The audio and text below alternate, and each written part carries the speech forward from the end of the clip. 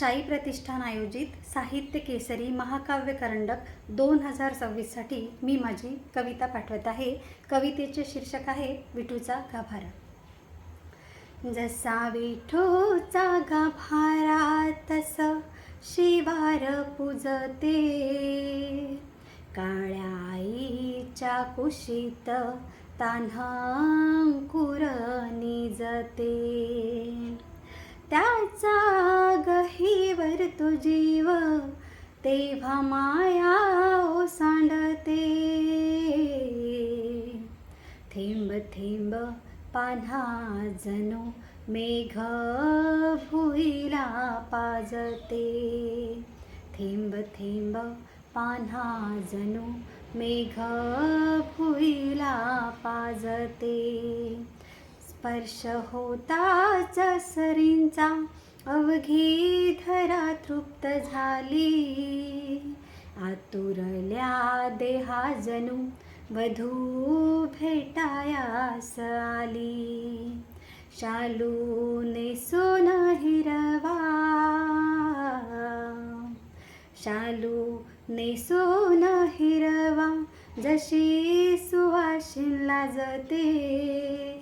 थेंब थेंब पान्हा जणू मेघ भुईला पाजते. दूर ओसाड रानात मोर थोई थोई नाचते.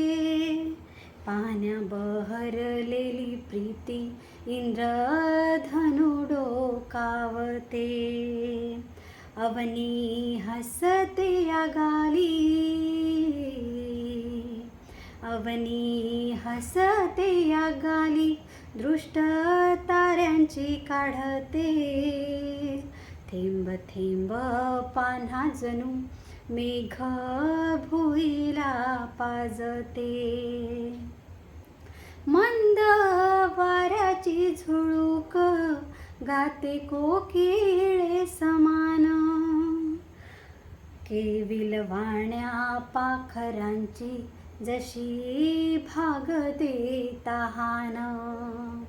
वीज कडाडते अशी, वीज कडाडते अशी गोड सनई वाजते.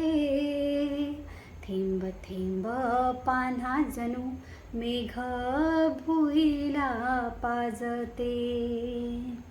एका एका धान्यासाठी बाप घट मोजते. एका एका धान्यासाठी बाप घट मोजते. तेव्हा कुठे आनंदान भाकर चुलीवर झोपते. पाहता सोहळा मिलनाचा, पाहता सोहळा मिलनाचा त्याची पापणी भिजते.